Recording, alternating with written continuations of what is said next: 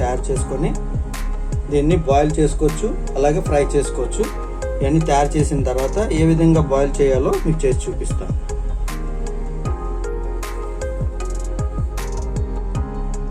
ఈ విధంగా స్టఫింగ్స్ పెట్టుకొని వీటికి సపరేట్గా బాయిల్ చేసుకోవటానికి ఉంటాయి, కానీ ఇడ్లీ పెట్టుకునే దాంట్లో కూడా మనం పెట్టుకొని తయారు చేసుకోవచ్చు. ఇడ్లీ పెట్టుకునే దానికి ముందుగా ఆయిల్ రాసుకొని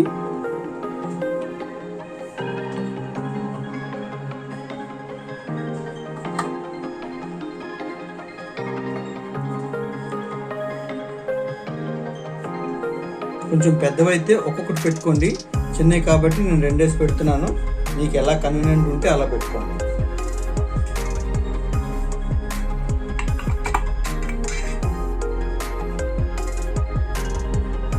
ఈ విధంగా పెట్టుకొని ఇడ్లీ ఉడికించుకొని ముందుగా ఇందులో నీళ్ళు వేసుకొని మరిగిన తర్వాత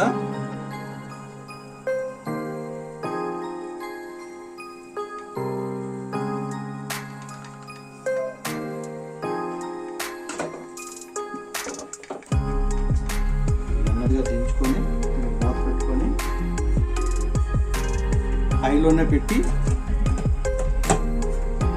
ఒక 20 నిమిషాలు ఉడకనివ్వాలి.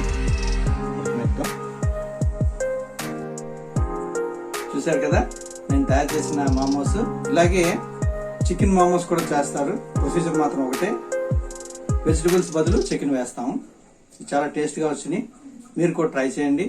దీన్ని టమాటా సాస్తో కానీ వేరే ఏదైనా సాస్తో పచ్చడితో కానీ ఉంచుకొని తినొచ్చు, చాలా బాగుంటుంది. చాలా చేయడం కూడా చాలా ఈజీ కదా, మీరు చూసారు కదా.